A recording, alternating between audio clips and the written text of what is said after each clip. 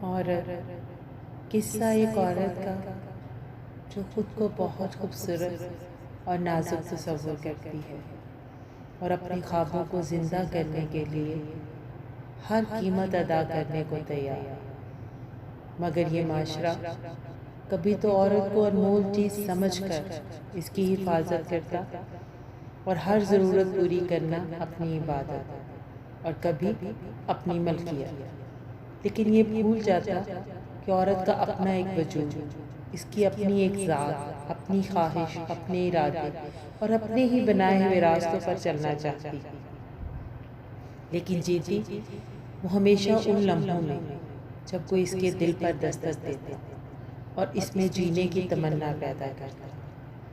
وقت کبھی ایک سا نہیں رہتا، اس معاشرے میں اگر مرد نے روپ بدلا تو عورت بھی کسی اور سانچے میں ڈھل گئی۔ عورت نے بھی محبت کی وادی کو ٹھکرا کر دولت اور شہرت کی دنیا میں قدم رکھا اور آج اسی محبت کی تلاش میں بھٹک رہی۔ آج کی عورت اب تھک رہی، سکون ڈھونڈ رہی ہے۔ عورت پر دوہری ذمہ داری، وہ اتنے مضبوط اعصاب کی نہیں کہ معاش کی ذمہ داری اٹھا سکے۔ کیا بنانے والے کو اپنی بنائی ہوئی چیز کی خبر نہیں تھی؟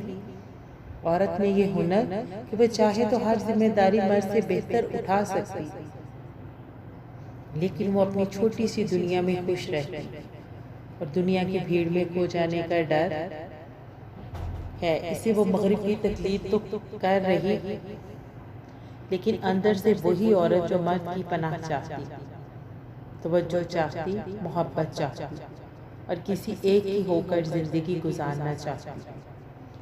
عورت تحفظ چاہتی، لیکن کبھی اسے باپ کی عزت اور بھائی کی غیرت کے نام پر قربان کر دیا جاتا، اور جس دن وہ اپنے حق کے لیے آواز اٹھاتی اسے باغی قرار دے دیا جاتا۔ وہ ایک پھول کی مانند، وہ محبت کے بدلے تو سب کچھ لٹا سکتی، لیکن جھوٹی انا اور عزت کے نام پر بکنے کو تیار ہے۔ جھوٹ اور بھیک میں ملنے والی زندگی اسے منظور نہیں۔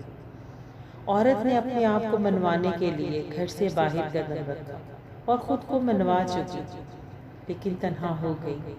وہ محبت کی مٹی سے گوندی گئی تھی۔ اے عورت، واپس اپنے دیس لوٹ جا، تیرے گھر کو تیری ضرورت۔ اس معاشرے کو باوقار مردوں اور حیادار عورتوں کی ضرورت، جو ایک ماں کی آغوش میں ہی پل سکتے۔ تو منوا چکی خود کو، تیرا نام تیری پہچان بن چکا۔ اب لوٹ جا اپنے اصل روپ میں، تیرا گھر، تیرا منتظر۔